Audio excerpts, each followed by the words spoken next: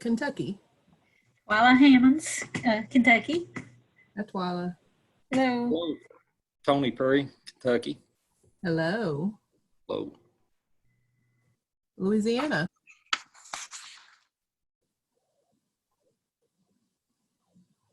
Montana. Anyone from New Hampshire on today? Well, I was trying to unmute my phone. This is Deborah Knighton, and I'm from Baton Rouge, Louisiana. Hi, Deborah. And also Camilla Jones from Baton Rouge, Louisiana. Hello, thanks for joining. All right, did we have any from New Hampshire? New Jersey.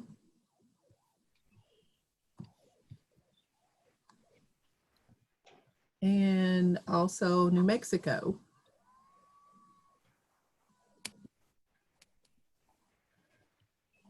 North Carolina. Do we have anyone on from Oregon?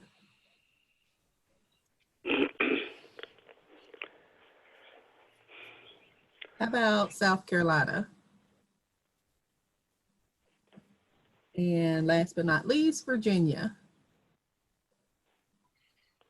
Hello, this is Richard Kreiner from Virginia DARS. Hello. Hey, this is Genevieve Cooley from Virginia DARS. Robin, this is Madan from Louisiana. Hey, Madan. I saw your email. You said was the link. Did you have trouble with the link? Yep, it's not giving a big link and nothing happening. I'm dialing from my phone. Okay. We'll check that out. Okay. Anyone else from the partners on the line? Kyle Walker from SVRI at Stout. Kyle. Hi. Hi, Susan Flowers. I'm at SUBR. Hi, Susan. Hey. We have a full agenda today, and I'm very excited, and thank you all for joining us and making time in your busy schedules to be with us. Our first up is Dr. David Strouser from the University of Illinois, Urbana-Champaign. He'll be sharing information on customized employment. So we're going to turn it over to him and let him go through his presentation. Hi, David. Oh, before he gets started, be sure and mute your line while he's presenting so we can minimize background noise. And if you do have any questions or issues, there's also the chat box at the bottom of your screen, or my screen, hopefully somewhere on your screen. And after his presentation, we will open it back up and give time for question and answer. Robin, I'm breaking up here. I don't know if that's just me or if it's everybody. I'm breaking up.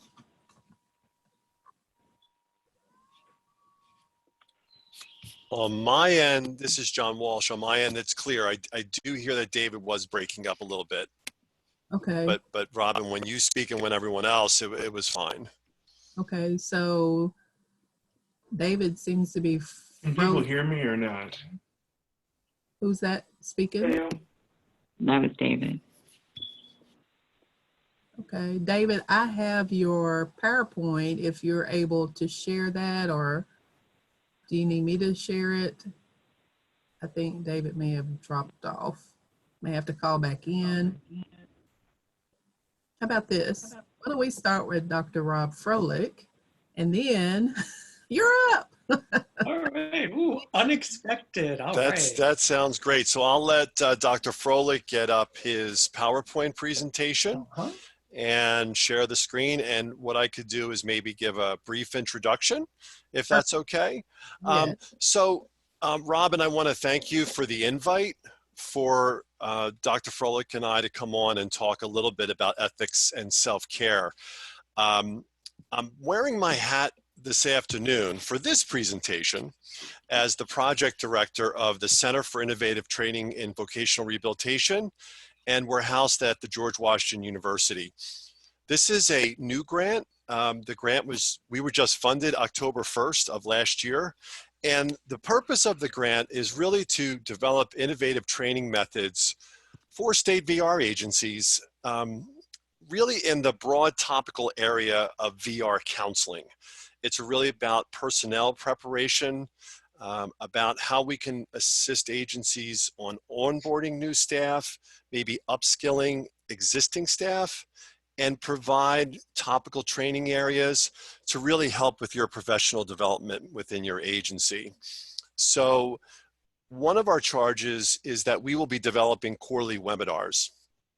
And the first webinar that we developed was on ethics and professional self-care, and why that is an ethical practice for our counselors to worry about self-care.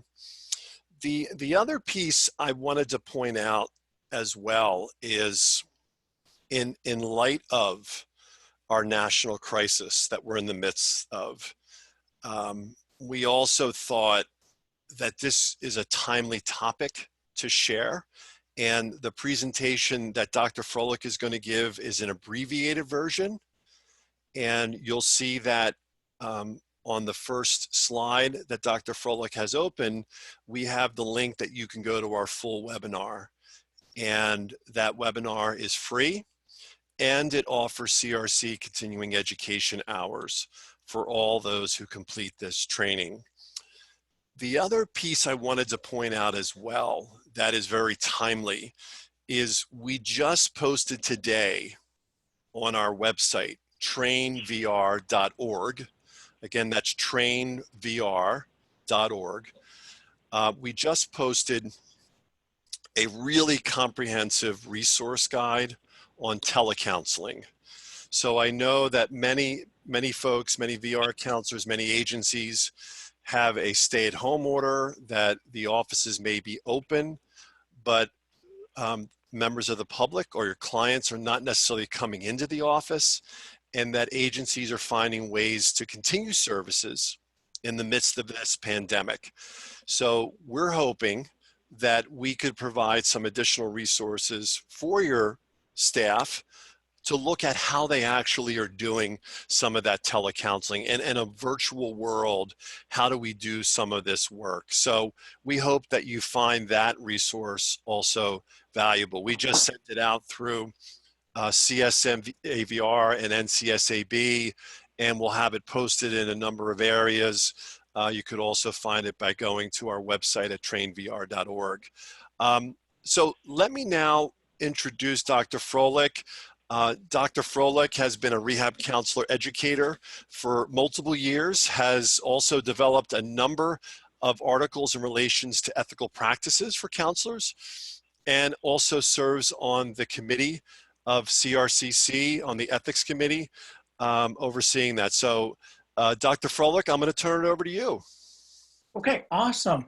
You know, it was really nice of you guys to ask me to be here today. And I really do appreciate the opportunity to talk. Now, anything that I'm sharing today is on behalf of me, Rob Froelich, not officially on behalf of the Ethics Committee of CRCC. I just need to kind of put that out there. But so we developed this webinar, like John was saying, initially for a very different intention. We really wanted to reach out to the overcommitted, multitasking professionals in vocational rehabilitation. Everybody puts forth 150% effort every day in vocational rehabilitation, and we wanted to kind of honor the fact that it's very important and code-driven that we take care of ourselves. What happened in the interim between recording that is the national pandemic that we find ourselves in. And it would seem that the webinar that we've created is also appropriate relative to folks who are new to teleworking. Isn't that a multifaceted, all of a sudden we find ourselves in our homes and our dogs are barking and our kids are coming in and all of that. So, good time for self-care. Speaking of kids, lots of parents have their kids homeschooling right now. That was an unintended thing. And the new economic reality, I can't think of another better reason to practice self-care. So we're trying to drive you to the webinar, and I'll give you some highlights here and try to kind of tailor it a little bit to what we're all facing as well. So our learning objectives for the webinar were to understand the relationship between the counseling codes of ethics and self-care, so the CRC code of ethics, the ACA code of ethics, to talk and think about how self-care concepts relate to professional performance, to colleagues within the work setting, and to the ethical provision of rehabilitation counseling services.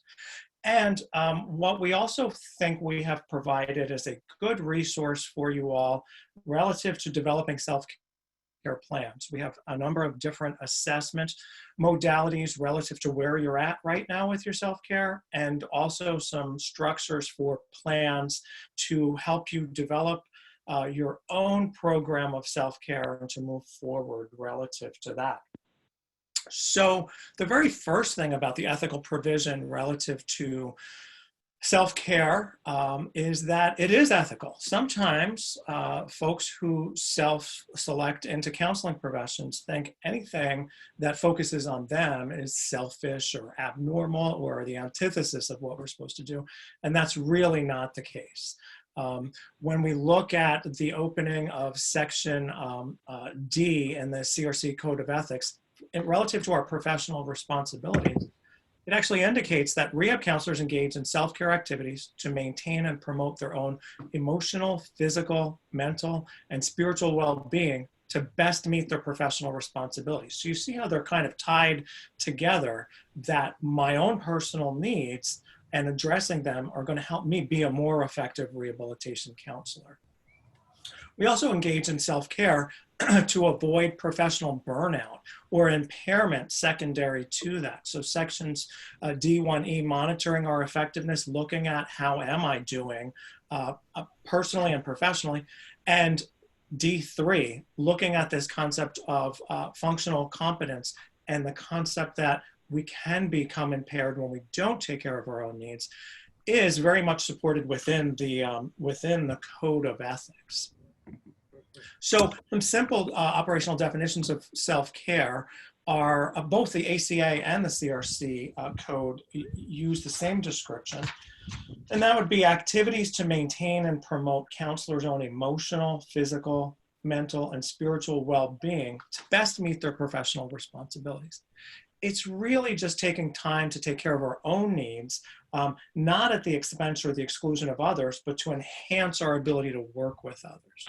It's a broad term that refers to any actions or experiences that enhance or maintain counselors' well-being. If you do take the time to go and view the webinar, we've done a bit of a literature review of some contemporary articles, peer-reviewed articles, looking at this concept of self-care, and we've kind of woven that through. So, I encourage you, if that sounds of interest to you, again, to visit the webinar. In terms of more definitions, the term self-care refers not only to an engagement in various practices, but also to having a caring attitude or being caring to oneself. During times of crisis like this too, it's easy to lose sight, to become hypercritical of ourselves. I really want to caution you to have a caring attitude, not only to all those people around you who I know you're already demonstrating care, but to yourself as well. So, in a synopsis of the webinar, we talk a little bit about mindfulness and some activities and concepts, how that relates to self-care, how that's ethical, reasons for engaging in self-care, the relationship between scarcity of resources and performance and self-care. We make a note and describe in depth. It's a kind of a conversation that John and I are having. That's the mode that we used for the webinar. That self-care is very individualized, and we provide a lot of assessment tools and self-care plan formats. So if you're interested in any of that, that's great. There's an important distinction to be made when we talk about things like burnout and impairment. And we're not talking about daily hassles or frustrations. The context of looking at, am I frustrated or cranky? I know that's not the most scientific term, but you probably get a sense of what I'm talking about when I say cranky. The context is even more important this week than it was, let's say, 3 weeks ago. I met with my practicum students by Zoom yesterday, and it's interesting. We had a 2-week hiatus because of spring break and other reasons. The world is completely different today than it was 3 weeks ago for all of us. So it's important to look at the situation and to think about, am I able to describe my feelings towards the situation? Do my most emotional reactions match the content that I'm working with? Am I able to find something else? Am I able to find some joy in activities that are unrelated to the situation at hand? And am I perseverating on the topic, or can I let it go? So my last bullet point here, I hope that you all don't mind, and I am getting closer to wrapping up. I know we only have about 20 minutes on to talk, but I'm going to share a little story with you, a different story than I've used in the webinar. So John, you don't have to listen to the same story twice. So basically, I'm going to use a different scenario and talk about the difference between determining burned out and merely frustrated or inconvenienced. It's really incredibly important to put context around verbalizations and around observed behavior. So here's my story. Lots of folks are experiencing this similar to me. My home has turned into a combination of living space, office complex, online learning facility, and college dormitory. My 19-year-old GW freshman and my 21-year-old Virginia Tech senior both arrived back at the homestead within the past 2 weeks. Does this resonate with anybody? I know you're all muted, but I'm going to imagine some of you are shaking your heads. So the day before what I think of as the great shutdown, my wife had a wonderful idea for self-care, and that was to purchase some home gym equipment to turn our garage into a gym.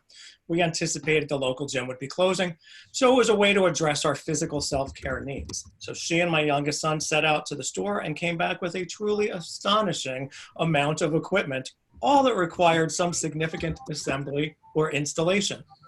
I like to think that God gave me some good skills and abilities, but being handy is not one of them. So the plan was for the boys to assemble the gym equipment with some of the extra free time they'd have secondary to being at home. Sounds like a great plan, right? Well, day one was a disaster. My eldest feels passionately about everything, which translates into sometimes he's a bit of a hothead.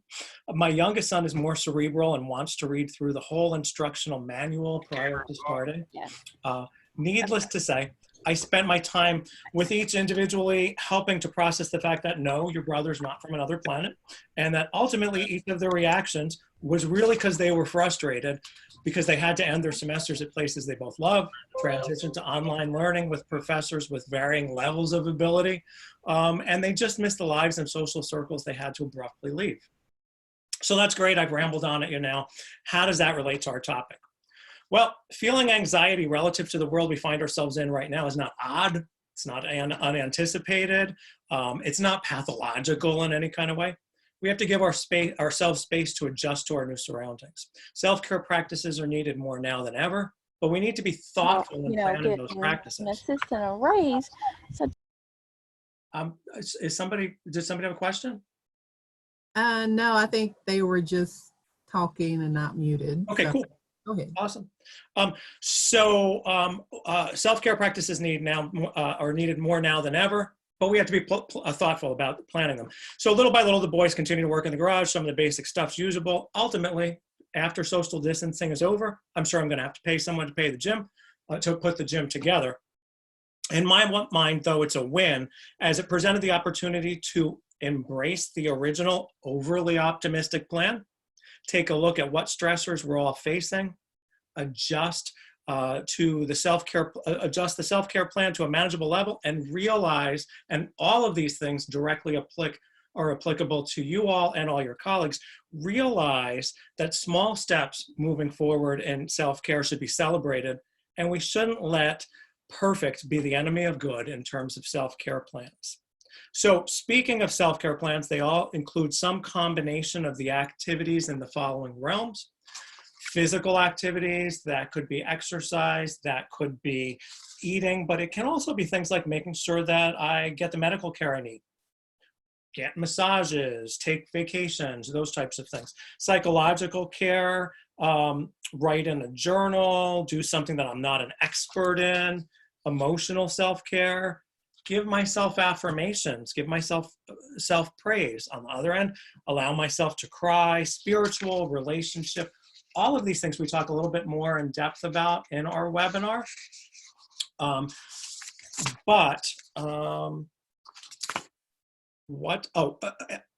In addition, as John mentioned, you take a 5-question quiz, you get an hour of CRC ethics credits. That is also in many places applicable for licensure status, so you can share that with other colleagues. But what I really wanted to share, because I think I'm running out of time here, self-care is an ethical practice. It encompasses an array of activities that meet an individual's personal needs. We are a community within rehabilitation counseling. It's necessary and ethical for our community members to care about one another. Self-care can start small. Even small progress can pay big dividends for you and your clients and your colleagues. I encourage you to start your journey today. If you want to view our webinar in a slower pace, that would be wonderful. We'd appreciate that. If anybody has questions or wants to talk, I'm totally okay with that. You all let me know what your format is, but I think I've taken my allotted time. Hey, that's awesome information. Thank you so much. And I definitely intend to watch the webinar. So we do want to open it up and give you an opportunity to ask questions of Dr. Froelich. Are there any questions? So Robin, this is John. One of the other pieces I wanted to add as well is when we put together the webinar, we also wanted to put together resources for folks. So as folks go to the website, they'll also see some information about how to put together a self-care plan, some assessment tools.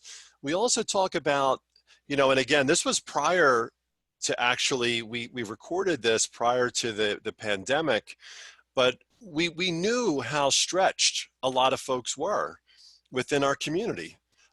With all the requirements of WIOA, with all the shifts that a lot of organizations have occurred, we thought this was so timely to talk about professional self-care and not only for yourself as an individual, but for your colleagues as well.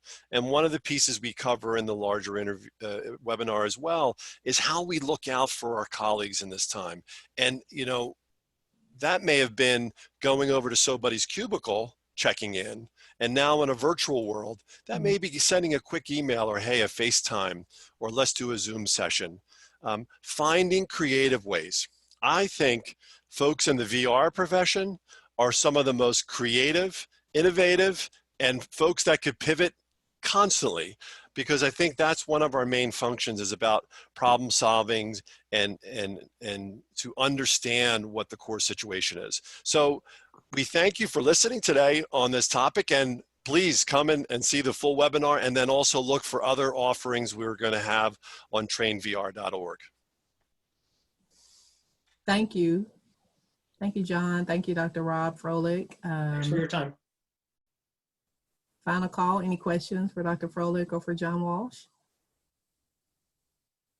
If not, I believe David is on the line, and I am going to share the screen. David, are you there? I am here. Thank you for accommodating me this way. I think our internet here in Champaign-Urbana got bogged down, overloaded. All right. Well, I am starting your slideshow.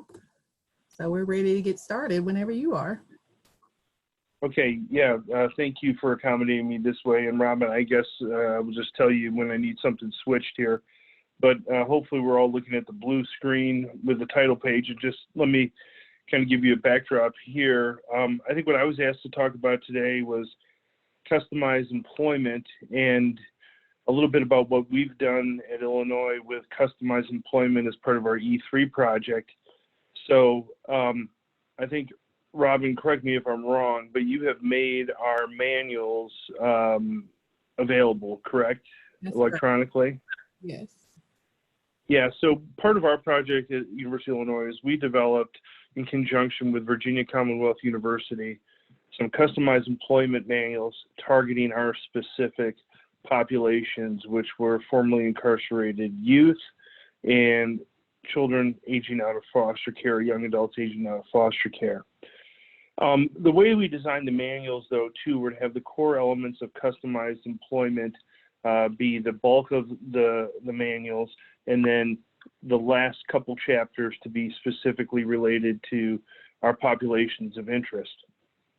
I think our goal moving forward down the road would be populating those subsequent chapters with populations that were related to the E3 project and also other populations that are relevant to different states or different needs throughout the country. So I think what we've tried to do here is give a core component or a core framework that can be added on to as we move forward. Moving to our second slide, and I'm going to assume most of you are familiar with this, you know, customized employment and how it's being defined with the WIOA, and obviously with the focus on youth transition, pre-ETs, things along those lines, customized employment is becoming a big part of that and has a lot of utility. And I'm not going to read the definition verbatim there, but I think when you look at this definition, a couple things obviously need to stand out that's important here. It's competitive integrated employment, not surprisingly. And that's significant, you know, that's consistent with supportive employment. It's based on individual determination in terms of strengths, needs, and interests. And what I want to talk today a little bit about more, you know, more specifically is talking about how discovery can be used to kind of facilitate some of those interests or those interest developments and can be applied to future development of customized employment. Not only is it designed to meet the specific needs of the individual, but also the needs of the employer. And that right there, in my opinion, is really one of the key differences between supportive employment and customized employment, is that customized employment involves both the needs of the individual and the needs of the employer. So that's important. And then the last bit here is to be carried out through flexible strategies. So if we move forward to the next slide, what is a real good practical definition of it is? Negotiated position, individually negotiated position that pays the least minimum wage. It is a position for which a job description has not existed before, and that's hence the term customized. So this is not taking a job that an employer has and saying, okay, how can we slightly modify that to meet the needs of this individual? That's a good strategy, and certainly not against that strategy at all, but that would not technically meet the definition of customized employment as it's defined. And then the last bit here is these are duties and tasks that businesses need to be done, and they're congruent or meet the skills and interests of the individual. So it's that marriage at the end there of the needs of the business as well as the skills and interests of the individual.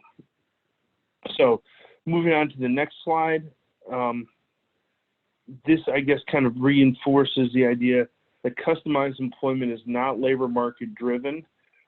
What we mean by that, and what I mean by that, is that it's not driven by demands of employers in certain areas of industry, like we have a high need for people who can do this or people who can do that. That's a demand side approach. It's complementary to a demand side approach, but it's not necessarily filling demands that employers have in certain areas. Instead, what it is, it focuses on the individual's goals and needs, as well as in trying to find opportunities with employers that employers need to have done that do meet the goals and needs of the individual. And therefore, that is the key part, again, as I mentioned now a couple times, that is really the difference. And I think, frankly, to be honest with you, is a lot of the work that needs to be done with them. Makes a lot of that difficult is, you know, working with the needs of employers and working with the needs of the individuals. And I don't think we should be minimizing how difficult that really is. If we go to the next slide, slide 5, what are practices that are commonly associated with customized employment? And I think as I go through this, the one thing I would suggest that you think about is your basic counseling skills, your basic development as a counselor of your core attentive skills as a counselor. So what does it involve? Spending time with the person in their environment. So for those of you, behavioral assessment and some of your coursework or different things like that, observing people in their environment and across multiple environments, I think is really important. Getting an idea of how they function, strengths, weaknesses, preferences, and across different environments. Again, with that, the environment of their choice. Interviewing support people, families, friends, other people who are involved with that individual, so that you kind of getting their inputs on strengths, weaknesses, potential areas of interest, and kind of crossing with that with the information that you're getting from your observations. Moving to the employer side, kind of conducting informational interviews with employers. And this is where we're kind of, really blending job development with vocational counseling is, okay, what's going on with employers? What needs do they have? And really what we're looking at is for differences or areas that employers might need help in that are parts of certain job tasks already or job descriptions already, and they're not able to completely do those things. And is the idea that, okay, maybe we could piece some of these things together to meet this person's needs. To do that, people really need to understand what the employer is, what the employer's needs are, and how that employer works. Just kind of skipping down a little bit for the sake of time here, the idea of work experiences is a really important piece here too. Observing that person, seeing how they do with work experiences, what might they be gathering from some of those work experiences. To me, that's kind of a good vocational exploration type activity, putting the person into those experiences and looking what they do, how they do, and what some of their preferences are. And then just kind of observing and listening to the person, I think very, very important with this. As I said, just kind of get your core counseling skills on. Moving to the next slide, slide 6, what kind of data are we getting here? We're certainly looking to get descriptive data about the person, personal documents that might be supporting things. We'll be talking a little bit about that. I'll talk a little bit about that later if we get time. If not, it's in the manual. To talk about how we can use some of these supporting documents to personal documents to kind of give us an insight of how that person's doing and what their interests might be, things that they do well in. Any field notes that you have through observations, videos or photographs you have of environments or structures or different things that they interact with, and then using the own person's words of what they're expressing to you.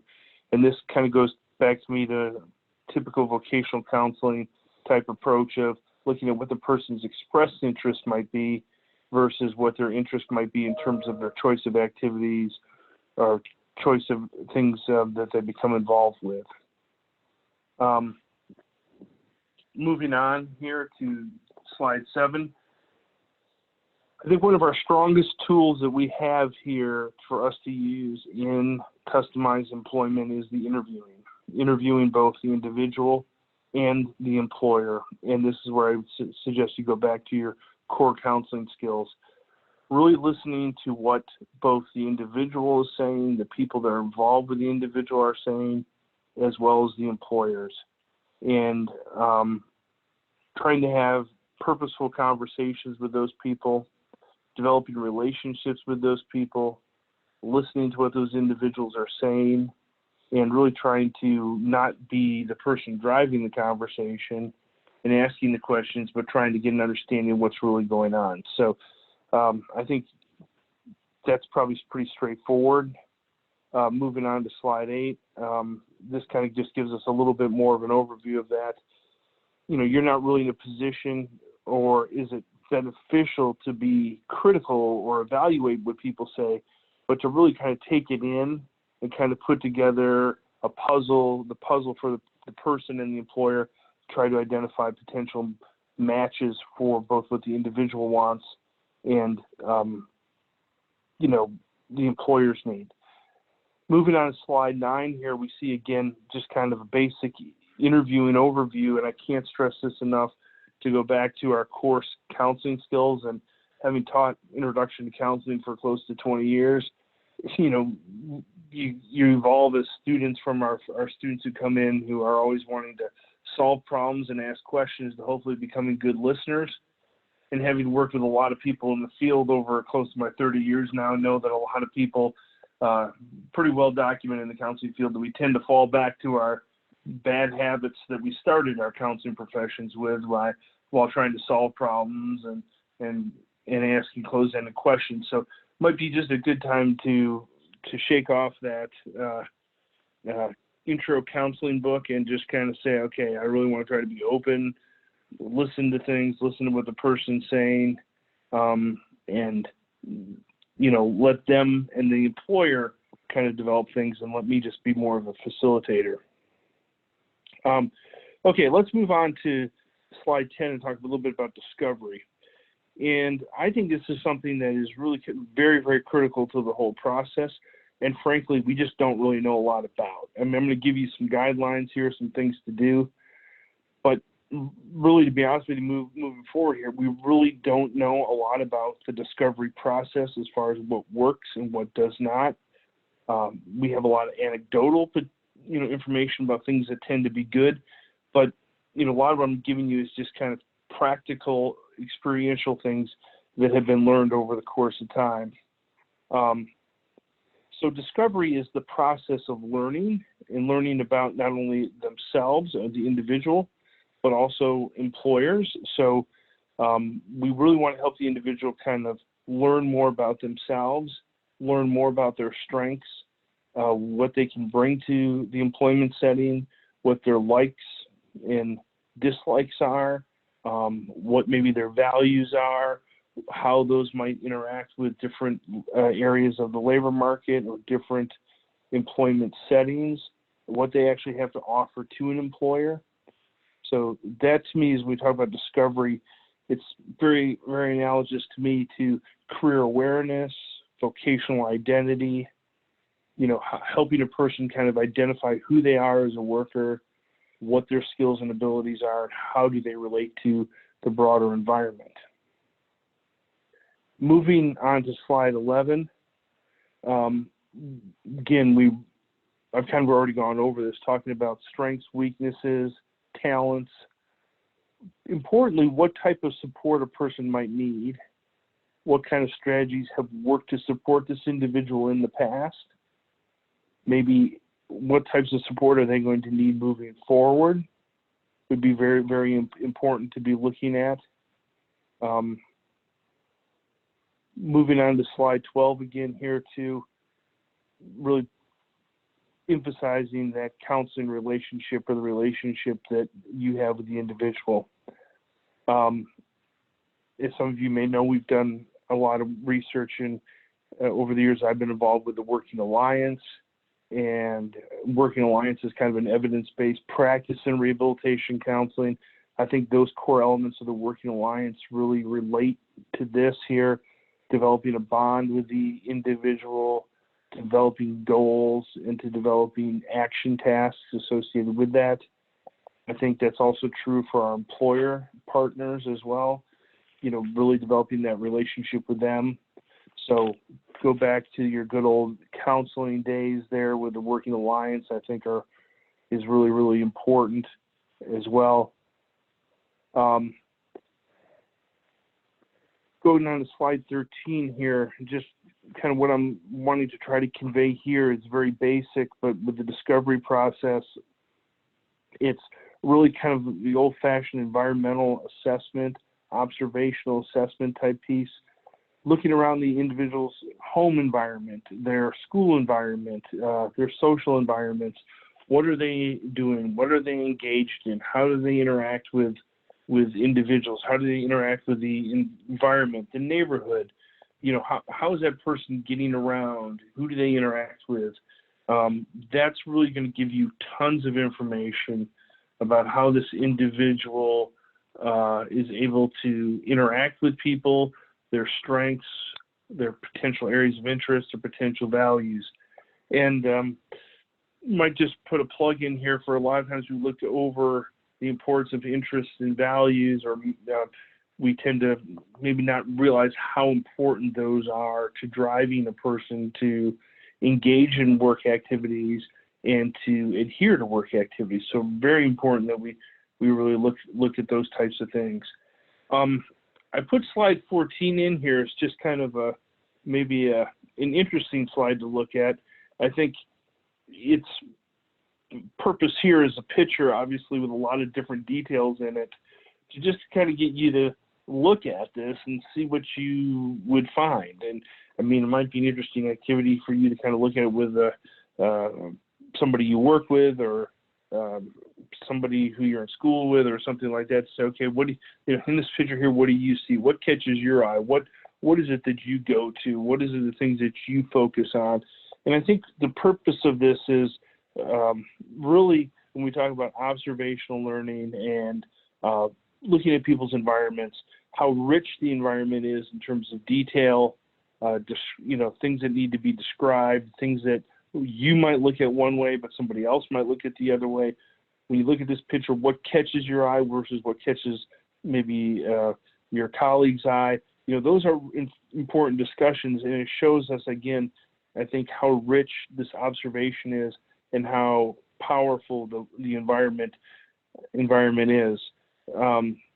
You know, in my observation, a lot of pink, but that's we'll let everybody else make their own little comments on this. It'd be kind of, I think, fun to kind of look at that and talk to different people about that. But again, yes. David, Robin, yes, I do see a lot of pink.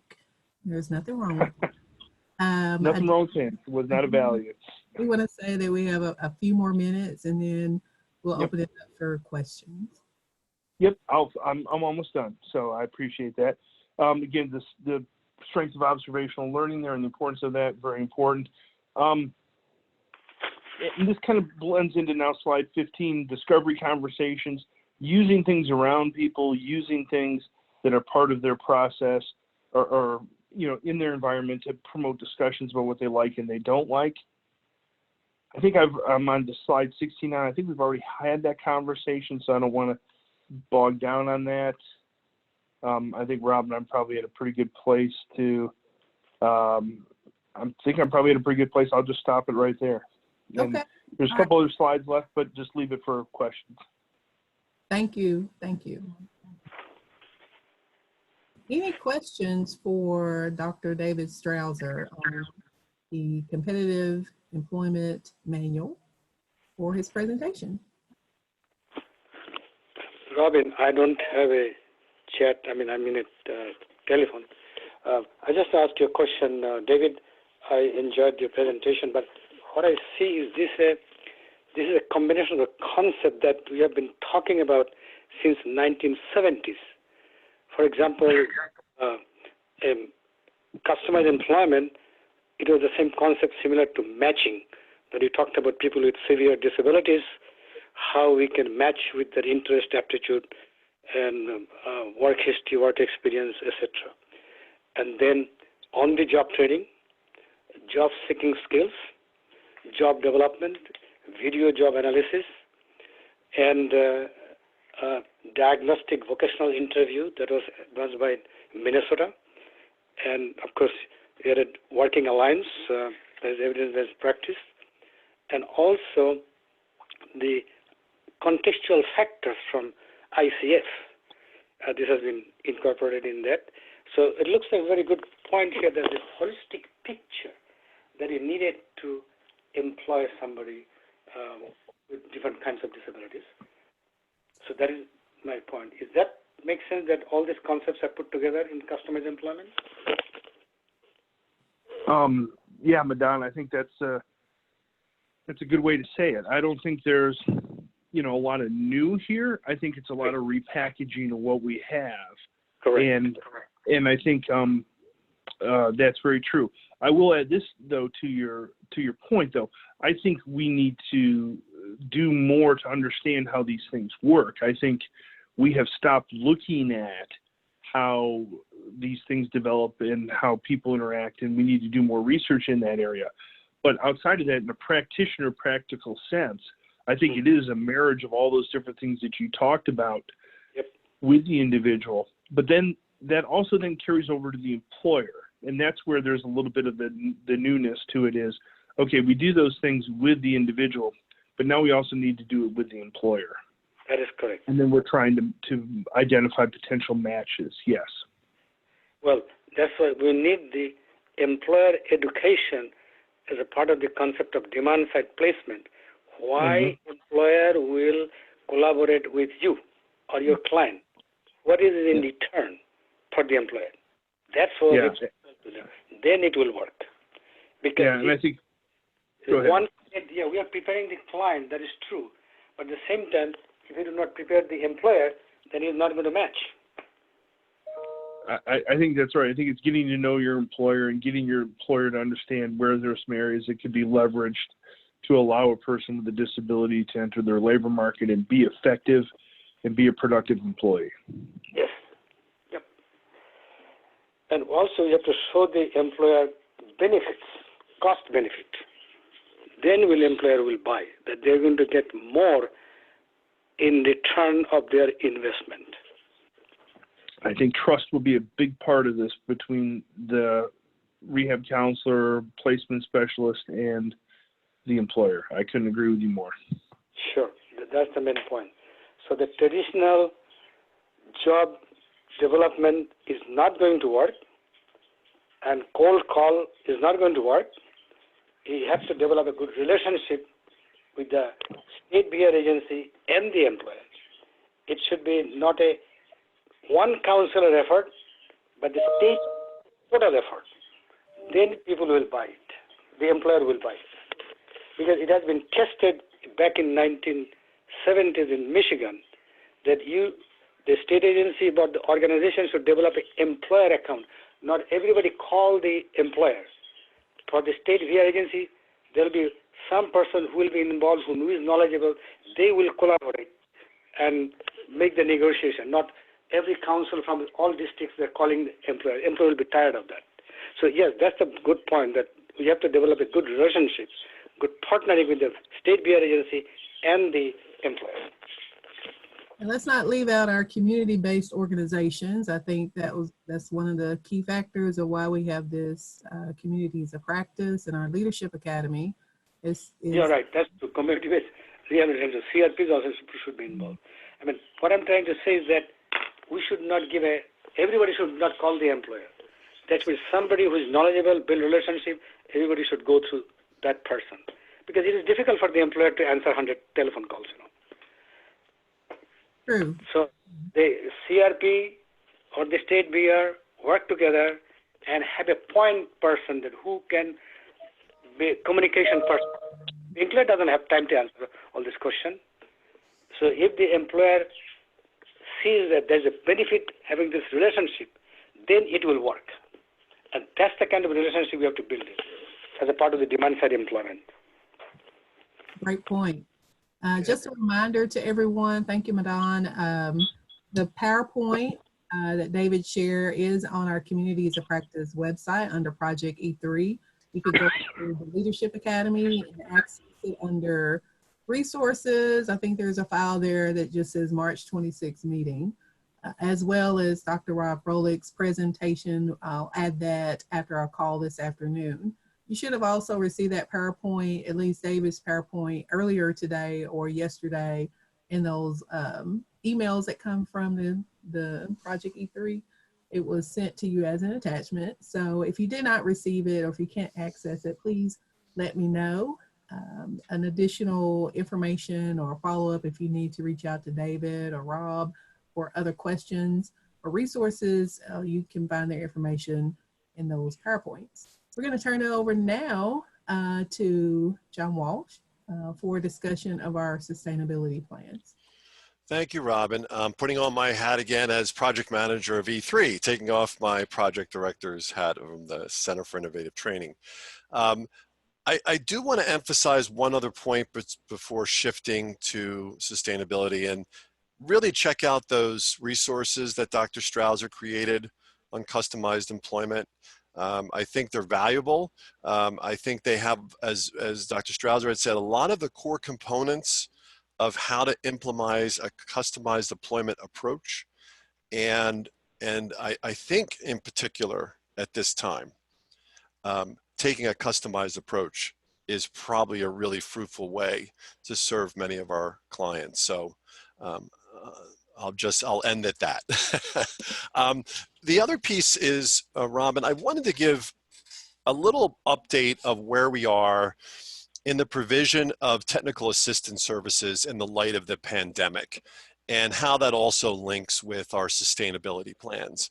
So what we did at E3 is we asked all of our partner organizations that are working in 12 state projects across the country to please provide us with information about how the travel restrictions, how changes within organizations, and all those things linked with the COVID-19 pandemic have impacted your ability to provide technical assistance in this last year of the project, and critical last year of the project.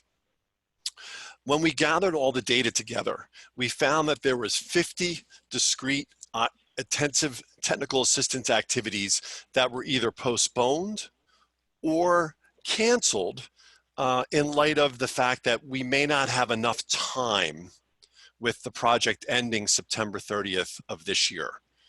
So we then asked the partners, okay, you've given us pretty detailed information about the events you had to postpone or cancel. Can you now tell us how many of those you think you're just not going to be able to do unless there's some type of an extension of this project? And of those, we found there was 19 events that probably would never occur if there wasn't an extension. Some of them are linked directly to sustainability because they were multi-event technical assistance that when you cancel one or postpone one, it impacts the entire series of events that you were going to provide. So there's a bit of a concern of we may have to pivot ourselves to look at how are we going to do this to ensure that we could provide those services. And we are certainly looking, anything we could do virtually, we're trying to make that shift. We have done some sessions on Zoom as we're doing today. We have done some sessions through phone conferences. We are open to trying other ways to provide technical assistance. But, and the other piece I want to make before I move on to sustainability plans in particular is we're also communicating this data with our project officer at RSA. And we're keeping lines of communication also open with our partners so that we are able to understand each of the state projects and be able to pivot where we can, provide the service, or if we can't inform RSA, we just can't do it with these type of timelines. In regards to sustainability, the key to that, and you folks worked on this during the Leadership Academy, and I know you worked on it subsequent when you met with your partner organizations, is our goal for the sustainability plan is really focus intently on how do we sustain some of the system change initiatives that your organization started in relation to our projects with E3. And we know that for each of the state projects, there's slightly a different approach to how we maintain that sustainability. So I don't want to say there's one cookie cutter approach, but I wanted to give some examples. All right, so what are some of the examples of the way folks are trying to sustain systems change? We know that in one state project, it's been identified that there's looking to do a train the trainer model. So can we work with staff at a state VR agency, train them around core components of some of our systems change initiatives? A big piece of that was the intersection of disability and poverty, financial empowerment, And in this particular project, it was also around integrated resource team model, which was linked to really a lot of resource gaps that a lot of agencies are feeling right now, and how to use integrated resource team model in order to braid services and have that more coordinated and collaborative service delivery model with partners in the community. Some that are your traditional partners, they may be CRPs, but there may be others that are non-traditional partners. We've seen in some states where faith-based organizations became very involved in the project and were maybe not always utilized in the past. But when some of the groups came together to talk about what services they could provide, it became very clear that they are a valuable partner. When we talk about those partnerships, like a train-the-trainer model, sometimes another method of sustainability is that agencies decide to actually implement policy change within their organization. They, through some of the technical assistance activities we went through, the agency leadership might say, you know what, we really want to make this more of a practice within the organization. And maybe one way to support that practice is to modify some of our policies and how certain things are done. Now, we also know when we talk about practice change, we also talk about culture change. So you may have a good policy on the books, but unless the organization is embracing that shift throughout the organization, oftentimes, you know, that's all the policies do, is they're on the books and they don't really impact change. So that's the other piece, is how do we look at kind of implementing that culture change piece within the organization? And then also, if we are working with our community partners, so our community-based organizations and our CRPs, do we want to change the relationship that we have with them as well? Perhaps during this project, some of the relationships were more informal. And that's okay to last beyond the life of this project. But there may be some instances where your organization says, you know what, maybe this is a good time to more formalize that relationship. And that may be through a development of a memorandum of understanding between the organization, or it may be that a community-based organization who never worked as a vendor for your agency has decided that maybe we could offer an array of services that are linked to your need as an agency, and perhaps now we could become a vendor of your organization and provide those services on a fee-for-service or some other type of means. And that is a way to more formalize some of the lessons learned from your technical assistance efforts and kind of cement those partnerships for the future so they last beyond the life of our project. Now, Robin, I know I've got about 1 minute, right? So I know I'm running up on time. So the last piece I want to say is, please communicate with your leads of your partners and let them know also in this time where I know we're all struggling. I know that staff from certain agencies have been moved to new functions, that they're no longer functioning in the role they were 3 weeks ago because of the need of the state. And we're seeing that across multiple organizations, that there have been shifts. So communicate with your partners. See how your partners can help you at E3 to deal with this time of change. Let's figure out ways that we can keep momentum going. Some of it may be just we're going to take a short break, but we don't want to take too long of a break. So if we say, well, we need a few weeks to kind of deal with how we're living in this new environment, then when are we meeting again to talk about, to keep moving these system change moving forward? Last piece, Robin, I promise.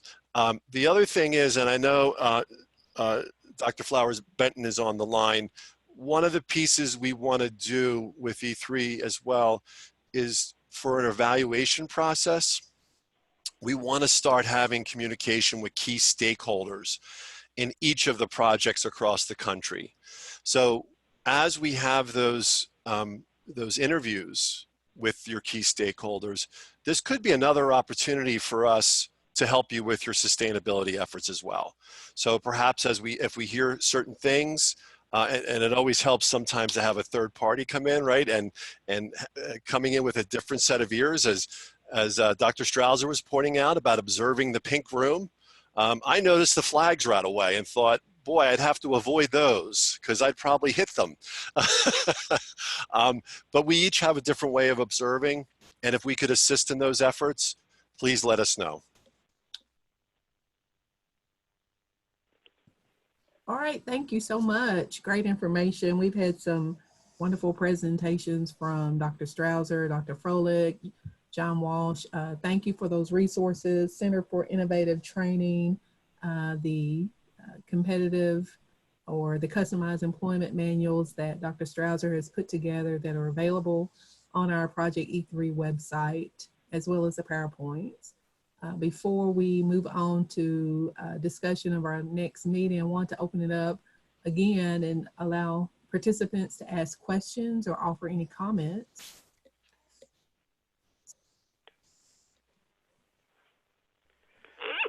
I didn't get, this is Madonna, I didn't get Robert Forlich's PowerPoint. I went to the website, but it's not opening up. So I'd like to have the PowerPoint. That PowerPoint I haven't sent out yet. I did get it this later this afternoon, and I will upload that on our website after the call today, and I will email it to you as well. And John, it's a much shorter presentation than the webinar, and those slides are on our website as well. So hopefully you get something that's useful. Good hearing your voice. Thank you, Robert. Yes. You're welcome. Again, our next meeting, other business next meeting is April 23rd. If you do have a conflict with that, please let me know early and we can reschedule if a number of you can attend that day. While I have you on the line, I do want to ask for your input and guidance. If you have some subjects or topics that you want to hear more about on our communities of practice, please let me know so that we can be working on putting those presentations together for our upcoming meetings. Again, any resources, any topics you want to hear more about while we're together in our communities of practice, you can email me or text me. Let me know what your thoughts are, what your needs are. I know things have shifted as we've been talking today, and so you may have identified some topics that you would like more information on. If you'll let me know, we'll try to arrange that and include that in our next Communities of Practice session, which is scheduled for April 23rd. Any comments or questions before we call it a day? Thank you again to Dr. Strauser, Dr. Froelich, John Walsh, and to all of you for being with us today. This has been a wonderful session. Truly, I've enjoyed it. Thank you, Robin. Have a great day, everyone. Thank you all. Too. Thanks, Bye-bye. Robin. Bye. Thank you. Bye. Take care, everybody. Thanks, guys.